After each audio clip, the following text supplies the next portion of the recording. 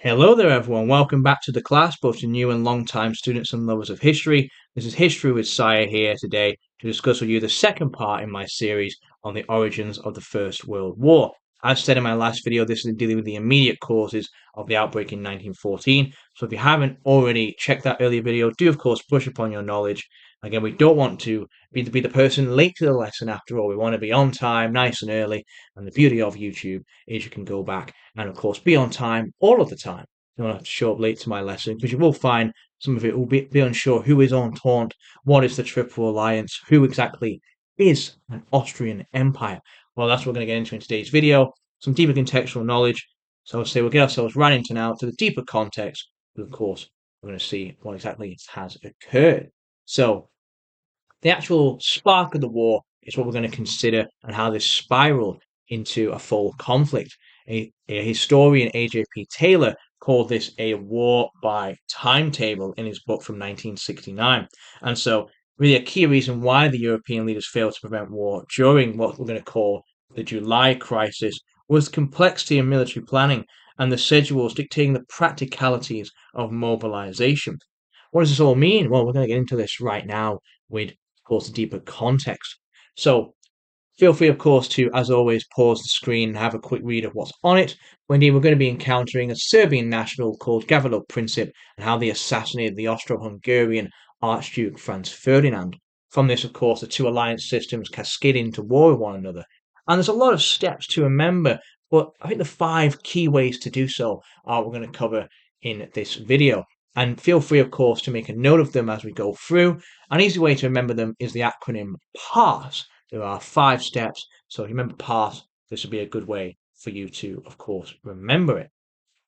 So, of course, those 5 steps are on the screen for you to have a look at. We'll go through each of them in detail in turn. Feel free, if you are a student, making notes, as I will always say, it's good to make notes of them as we go through. So, of course, go through, maybe get the headlines down first, and then fill in the details, make notes of the key individuals that are mentioned, and, of course, any key dates that are said as well. So the first step is Princip's assassination of Archduke Franz Ferdinand. Well, first we've got to get into the question of what exactly are we talking about here? Who are these individuals and why exactly did Princip want to assassinate Franz Ferdinand? Well, to understand that, we need a bit of brief background about Austria-Hungary. So Austria-Hungary was an empire containing many different nationalities within it. As I said in my last video, it was, of course, a dual monarchy formed in 1867 when it was unified between Austria and Hungary. However, because it was this big, massive, cosmopolitan, eclectic mix of various nations, it struggled to satisfy the many people that it controlled. By 1914, nationalist groups had reached a boiling point in their anxiety to have complete separation from the empire. Bosnia was one of these nations, and of course, the nationalist groups that sprung up for it really wanted to separate and become free. One of them was called Young Bosnia, and this is a group that Princip, the man in the middle of the three images, was a key player within. And so this group turned to revolutionary action because it got its hands on some weapons supplied by Serbia's own secret military society known as the Black Hand. And so, through these weapons that were provided for them, they moved to assassinate members of the Austro Hungarian monarchy. This is where Franz Ferdinand comes into play. On June 28th, 1914, Princip, of course, was in Sarajevo. This is a place where the Archduke had promised and, of course, was doing a customary visit through. Sarajevo was the capital of Bosnia, and, of course, there was a whole route planned for the Archduke to travel down and, of course, collect.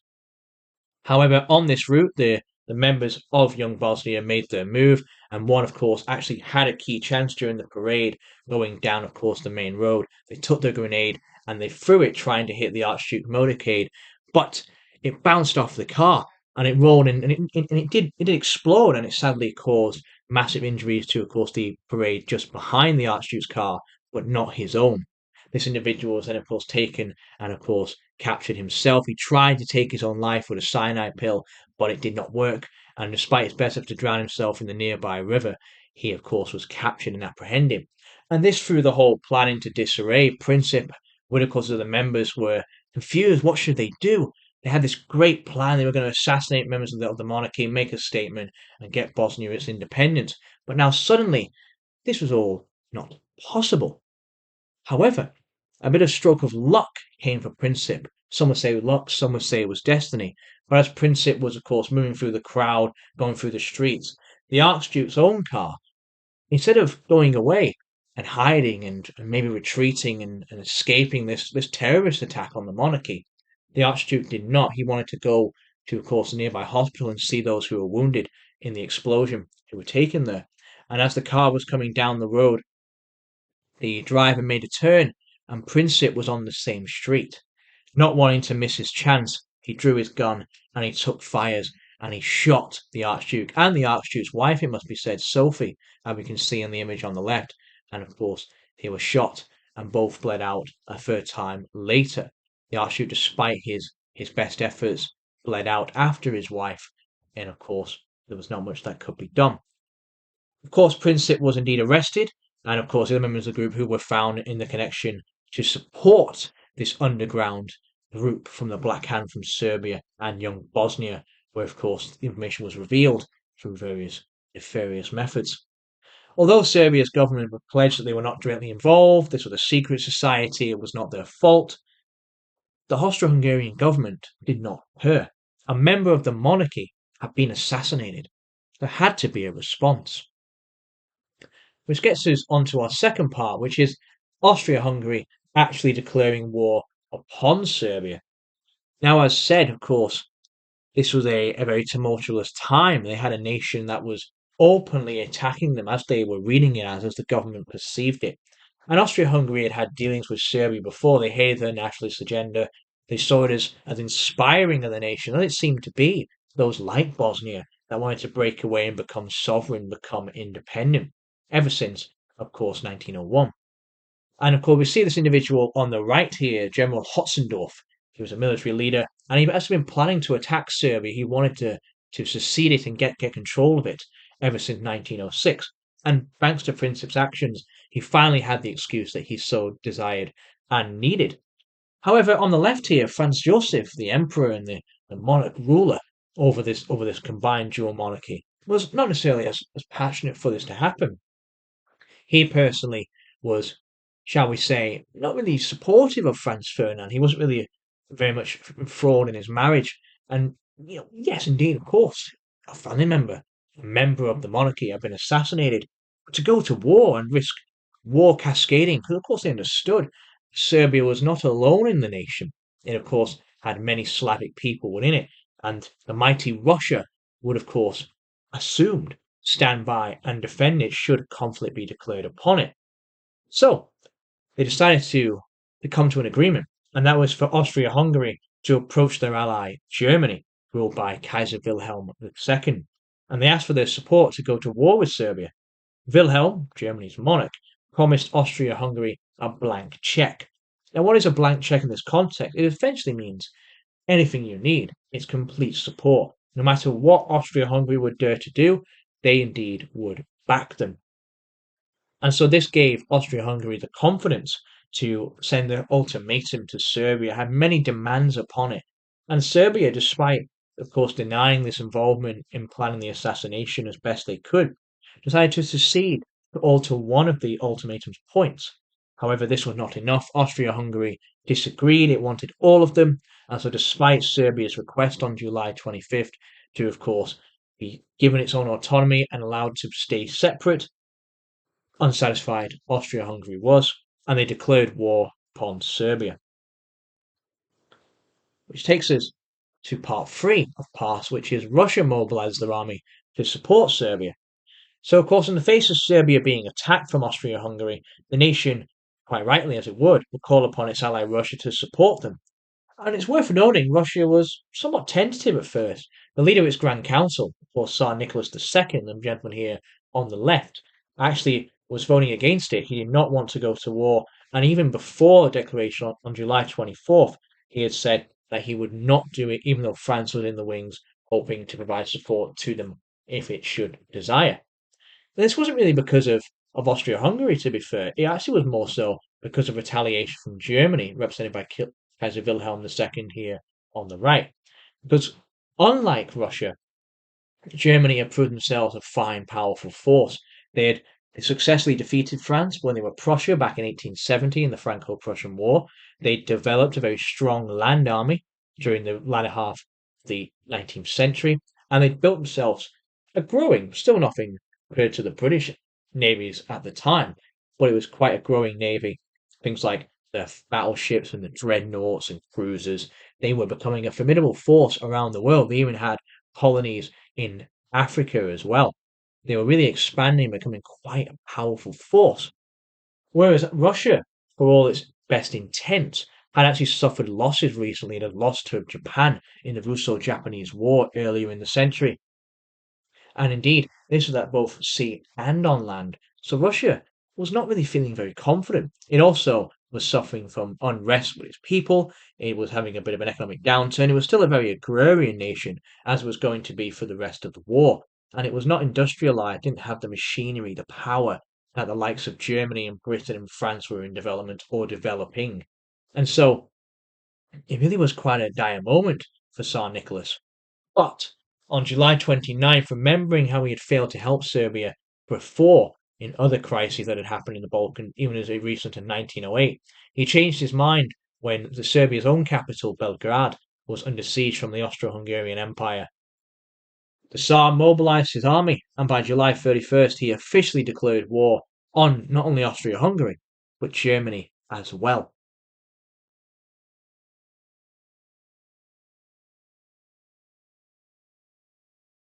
Now we're on to the fourth part of PASS, which is the Schlieffen Plan. Germany responds to support Austria-Hungary. So as said, with Russia now attacking Austria-Hungary, Germany responded itself by also declaring war on Russia. However, as expected, France was going to come to Russia's defense on the Western Front. And so Germany had a bit of a problem. This two-front war that they had feared would happen, Russia coming in from the east and France coming in from the west, was of course on its way. And so Germany was not unprepared, though. They had this plan, known as the Schlieffen Plan, for several years now. This plan actually accepted the idea of a two-front war with Russia and France. And it actually was made by this gentleman on the left, the chief of staff, the former chief of staff when the war was occurring, Alfred von Schlieffen, who of course the plan is named after. And he had a plan ever since 1905. And of course, the plan was simple. They would simply beat France first, and then they would move all of their army and go and defeat Russia. The Germans, they saw Russia as a very big and slow army. Again, they were a very agrarian nation. Germany was quite industrialized. Russia had suffered this big defeat to Japan in 1905. So France was, of course, still believed that they would struggle and, of course, come through. That Russia was quite an agrarian nation and would be too slow, lacked the power to effectively mobilize and attack Austria-Hungary and Germany on the eastern side. So they could spend their energy, their efforts. It's a very simple plan. They would attack, they would go over through the northern parts of France, smashing through Belgium. They'd encircle and flank around Paris, and the entire French force would be defeated. All of the defenses bypassed on the border here around this line with Donetsk, and simply, quite simply, win the war. Probably no more than 6 weeks. They'd take the whole of France out and move all the way to Russia, and then combine with Austria-Hungary and defeat them, and of course take down the Tsar. One small problem though. This Schlieffen Plan meant they had to attack, as I said, through Belgium. And this is a nation we've not mentioned yet, because Belgium is what's called a neutral nation. They're not directly involved in this conflict with the Germans, the Austro-Hungarians, Russians, the French. They're not involved. They're a neutral nation. They're not part of the Entente. They're not part of the Central Powers. So Germany should not really be attacking them. They're not breaking international law by crossing their borders, attacking their cities, and forcing their way through. And of course, this was a part of the plan that England and the wider British Empire did not like. Which gets us to our final stage, which is England joins the war to save Belgium. Now, it's quite interesting we mention England and the wider British Empire at large at this point in the video because they've been quite absent from the discussion that we have indeed been having. They've not really got involved in the conflict so much. Why would that be the case? Well, it's because this gentleman here, Edward Grey, had actually said quite early on that Britain had no real desire to get involved in this war. They wanted to stay out, stay clear, and leave the squabbling Europeans to deal with it. Britain, of course, its massive navy. As established in my first video, it's more of a world power than a European power. It doesn't feel like it should be getting involved. It's quite nervous. It's a bit out of place, really, in the entire affairs of what's happening and wants to stay clear. But Belgium had been attacked, and this changed things quite drastically. This image here from Punch magazine came out in August 1914, and you'll see quite clearly that it's showing Belgium as quite a young boy on the left. They're here bravely defending their land with only a mere stick, whereas the aggressive German here, quite larger in nature, Germany by the sausages hanging out from it, has a much larger stick. And of course, it's bullying, it's attacking Belgium, and it's trying to force its way through. And this was quite a bit of commendation that came from the Punch magazine. Bravo, Belgium. They were standing up to the big Germans. They were showing they weren't going to be pushed over and they were going to take the fight to them as best as they could. And indeed, that was the plan. That's what they, of course, had aimed to do. And they gave him quite a fight. We'll, of course, do in future videos about what had happened in Liege when it was under invasion, the German occupation, the damage they caused upon it. But of course, take this video, we'll get on to how it really concerns how this escalated into a full-blown conflict. Germany has charged through, they'd attacked Belgium, and so Britain found itself that resisting its pleas from its fellow Entente powers to stay out of war was no longer justifiable. It had to come to the aid of Belgium and assist them. So after this attack had occurred on August the 2nd, the nation, of course, decided to honour the Treaty of London from 1839. And so by August 4th, England changed its mind. It honoured its promise to Belgium and declared war on their defence. And so that effectively takes us all the way through our 5 points of war, how it escalated the conflict into what we effectively had. And so it's quite interesting really to note there that within just 5 weeks we'd gone from the end of June with the assassination of the Archduke by Princip all the way to now all the great powers being at war with each other. These two formidable alliance blocks were now triggered into conflict, all because of this single assassination. And so, of course, in the following video, to wrap things up, we'll, of course, do some analysis, kind of go back to our initial sources and try and gather some understanding, make a bit of a judgment on what exactly was the main cause in these immediate causes, of course. As I say, there are more longer standing ones in the historical debate, but this will be covered in a different video and a different series entire. Some historians will, of course, say, like Christopher Clark, that the final declaration of the war were the result of complacency amongst these European heads of state and these foreign ministers and ambassadors, that simply they were sleepwalking into this catastrophic and dismal war. Whereas other historians, such as Alan J.P. Taylor and, of course, Margaret Macmillan, believe that perhaps it's more helpful to ask why did war break out in 1914? But rather, why was peace within Europe allowed to collapse when it had prevailed for so long? There'd been no real major European conflict, some would say, since the Crimean War, and some would go back further to the Napoleonic Wars after the defeat of Napoleon, Waterloo to the Duke of Wellington. So why? Why would this crisis be the one to spark it? Well, of course, these ideas, these answers, these judgments, these interpretations that we make as historians are for us to make in our conclusive video. Thank you once again for watching. I hope you found it quite insightful. Do check out the final part in this series where we'll make a decision, make a judgment on which of the immediate causes is the main reason, the main cause for why the outbreak occurred in 1914 of all years, when of course it hadn't occurred before and was already underway afterwards. Hope to see you there. Hope you found this useful. This is History with Sire, and I'll see you in the next lesson. Thank you very much.